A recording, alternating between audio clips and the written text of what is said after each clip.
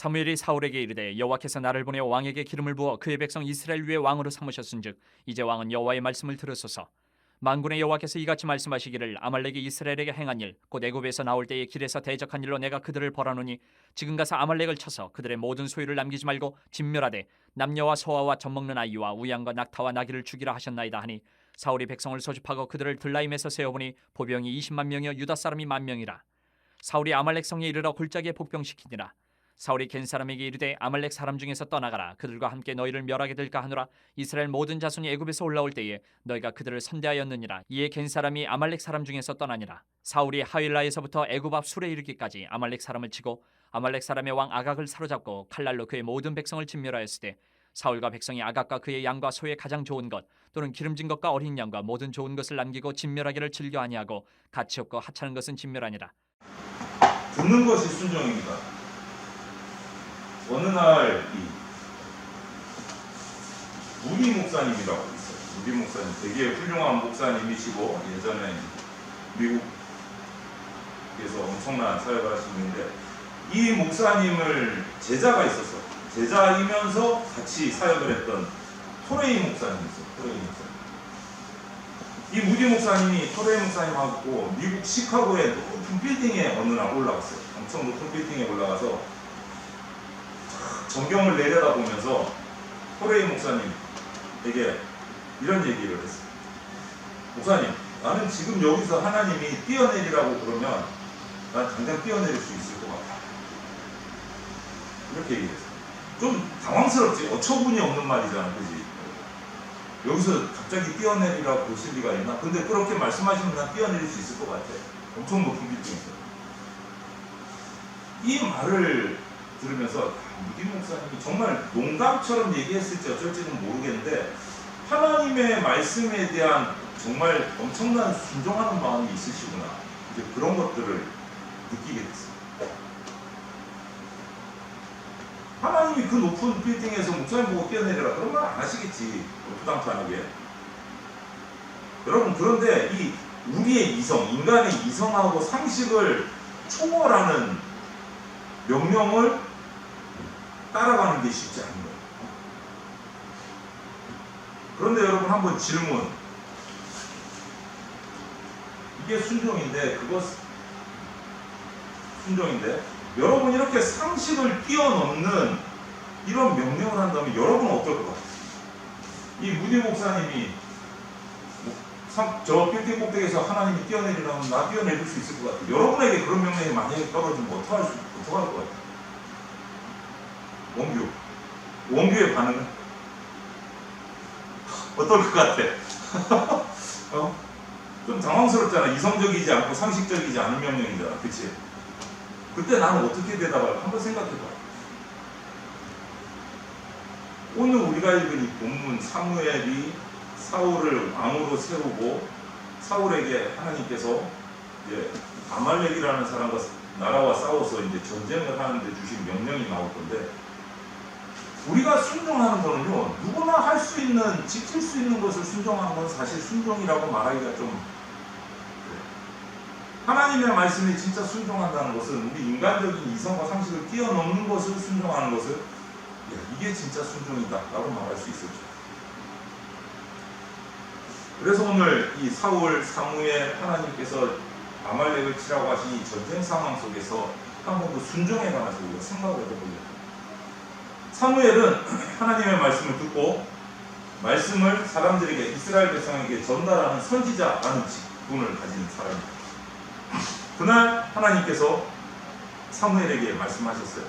사울 왕에게 가서 전달해라. 그 내용이 뭐냐면 아말렉, 이스라엘을 날마다 괴롭히던 이방 나라가 옆에 이웃 나라가 있어요. 그 아말렉을 공격해서 정복해버려요. 라고 명령을 내리죠. 근데 그 정복의 명령이 아주 구체적이야. 성경을 보면 아말렉 사람 남녀노소를 다 죽이고 그들이 가지고 있는 소와 양과 가축들 다 죽이고 아무것도 살려두지 말라. 이렇게 명령을 하셨어요. 여러분 어때? 하나님 좀 잔인하다고 느껴지지 않아요? 순간적으로 아니 전쟁에서 있으면 군사들끼리 붙어가지고 이기면 전쟁 끝나고 그 다음 정복하고 뭐 이렇게 전리품 챙기고 이러면 될 텐데 이번만큼은 아말렉에 관해서만큼은 하나님이 사람들 아무도 남겨놓지 마라. 가축들도 다 죽여라. 아무것도 가져오지 마라. 전리품 챙기지 마라. 이렇게 말씀하셨어요. 사울은. 하나님이 왜 사울왕에게 이런 명령을 주셨을까? 왜 아말렉에게 이렇게 잔인한 명령을 주셨을까? 그냥 싸워서 정복하고 다스리고 뭐 종 삼고 이러면 될 텐데 옛날 그 당시에 고대에 그것도 아니고 아예 그냥 씨를 남기지 말고 완전히 다 그냥 없애라. 이런 잔인한 명령을 왜 하셨을까? 그것은 이 사울왕의 지금 이 시대에서 좀 역사를 거슬러 올라가면 말이야. 이스라엘이 애굽에서 이집트에서 탈출할 때 탈출해가지고 광야를 막 40년 뺑뺑 돌아가지고 가나안 땅까지 들어가는 그 과정에서 역사가 르비딤에서 그 가나안 땅으로 가는 과정 중에 르비딤이라는 지역에서 아말렉과 전투가 벌어졌어요. 이스라엘. 누가 이겼을 것 같아요? 이스라엘이 이기긴 이겼어요. 저 그림이 무슨 그림이냐면 밑에 전투하는 장면이 있고 모세 하나님 주신 지팡이를 들고 지팡이를 하늘로 들고 있으면 이스라엘이 이기는 거야. 근데 팔이 아프잖아. 들고 있으면 점점 내려오지. 팔이 아파서 들고 있을 수 없잖아. 하루 종일 들고 있으면 팔이 아프면 내려오면 이스라엘이 지는 거야. 또 힘을 내서 으차 들면 또 이스라엘이 이기는 거야. 근데 이거를 하루 종일 들고 있을 수가 없잖아. 그러니까 아론과 훌이 올라가가지고 모세의 팔이 내려오지 않도록 양쪽으로 한 명씩 붙들고 있는 거예요. 팔이 내려오지 않도록 양쪽에서 오른팔 왼팔을 아론과 훌이 딱 붙들어주고 있는 거예요. 팔이 지팡이가 하늘로 올라가 있으니까 이스라엘이 아말렉을 쳐서 승리를 했어요. 르비딤에서 이렇게 아말렉과의 싸움에서 이스라엘이 승리를 하고 난 후에 하나님께서 출애굽기에 보면 이런 말씀을 하셨어요. 내가 아말렉을 없이하여 천하에서 기억도 하지 못하게 하겠다. 아말렉이 하나님의 나라 이스라엘을 너무 괴롭혔고 하나님을 욕하고 하나님에 대해서 완전히 거부하는 거예요. 그래서 하나님이 아말렉을 역사 속에서 지워버리겠다고 하는 거죠. 왜 그랬을까? 하나님 안 믿는 거 좋은데 그때 출애굽기 역사를 보면 아말렉이 아주 비겁한 행동을 했어요.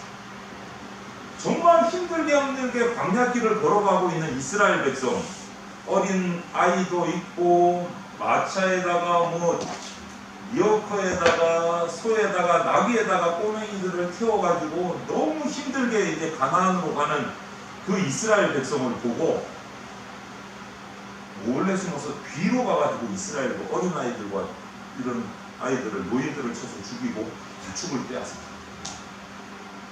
아주 비겁한 행동을 전면전을 붙은 게 아니고 뒤에 숨어 있다가 뒤에 따라 쳐져서 뒤따라가는 노인들과 아이들을 치고 가축과 재산을 빼앗습니다. 아말렉 왕래에서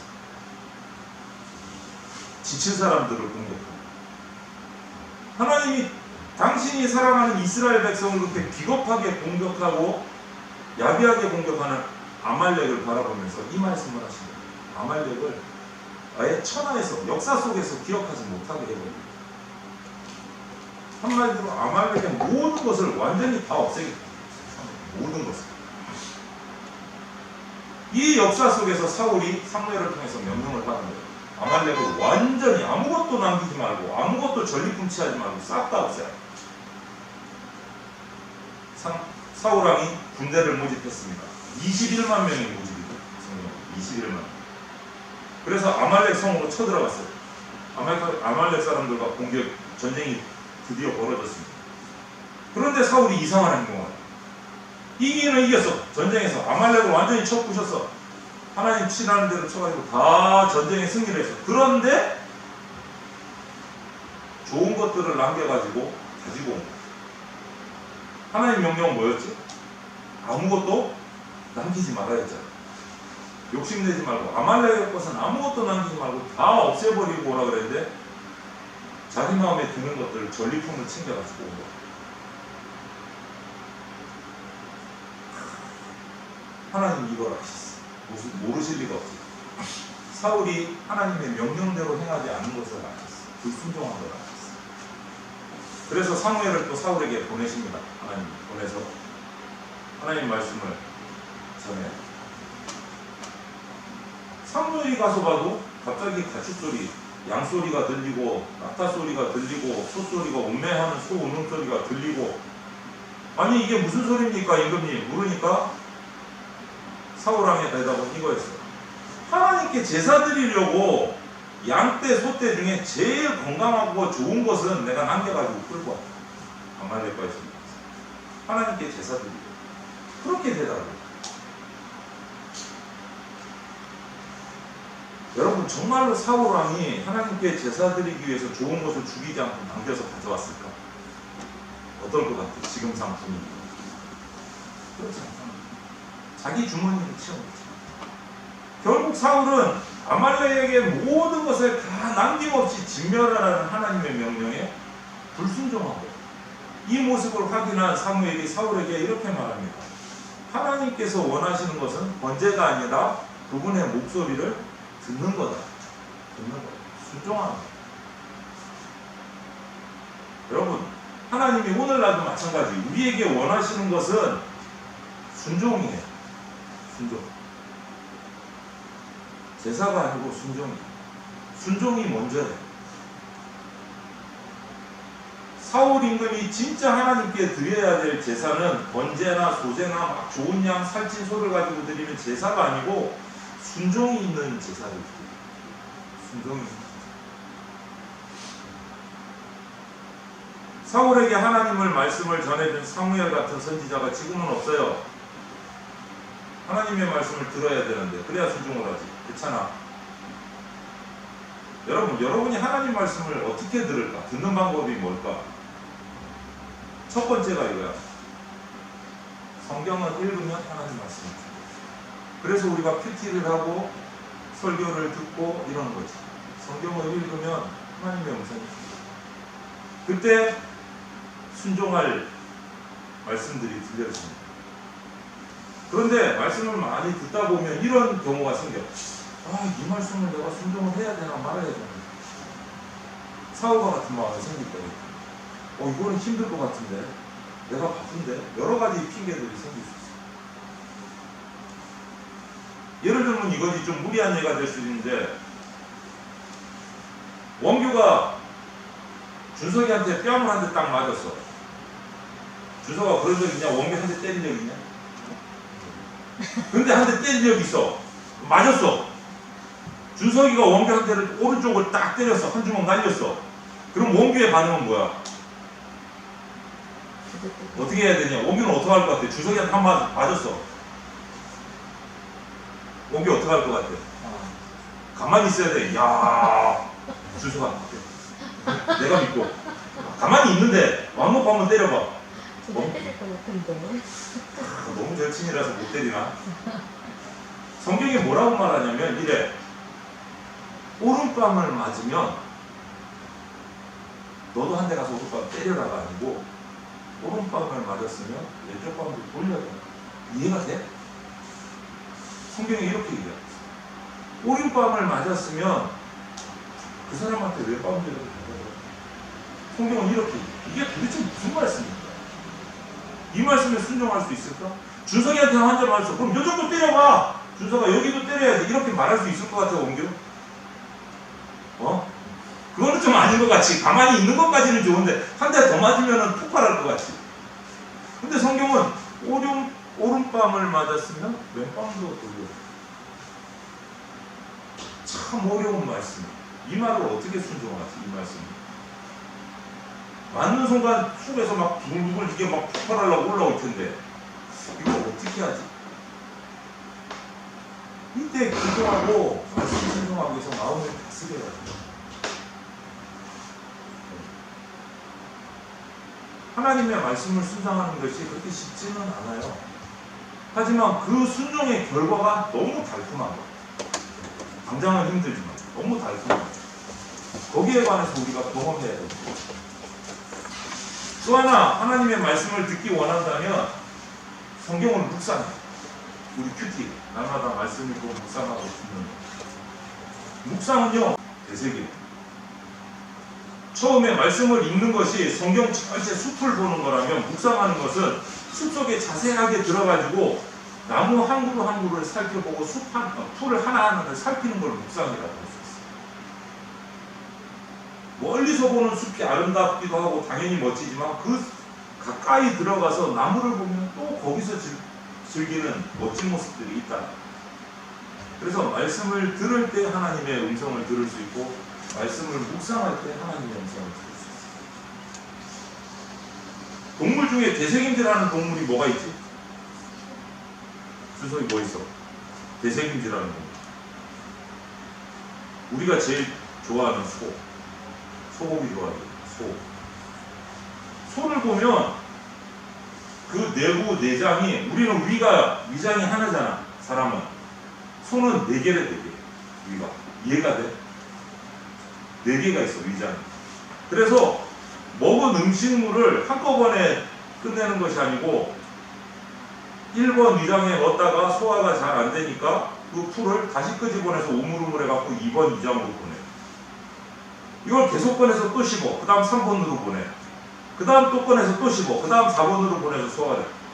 계속 씹는 거야. 왜? 풀을 먹잖아. 초식동물이잖아. 소가. 그 풀 속에 셀룰로스라는 성분인데 이게 소화가 잘 안 된대. 근데 그래서 계속 여러 번 되새김질을 하고 넣었다 꺼내서 또 씹고 넣었다 꺼내서 또 씹고. 그러면서 최대한 영양분을 다 소화시키는 그걸 되새김질이라고 하죠. 그런 의미에서 우리가 말씀을 묵상한다는 것이 이런 영적인 되새김입니다. 한 번 말씀 읽었다고 말씀이 끝나는 게 아니라 읽었던 말씀을 또 한 번 읽고 또 한 번 생각하면 거기서 오는 그 느낌과 그 은혜들이 또 새로워. 읽고 또 되새김질 묵상할 때 그냥 한 번 읽은 말씀, 나는 성경 한 번 읽었으니까 이제 평생 성경 안 읽어도 돼. 이게 아니다. 여러분 말씀 묵상을 한번 시작을 해보세요. 지금 대충 읽고 지나가지만 나중에 또 한 번 읽으면 또 달라. 은혜가 또 달라.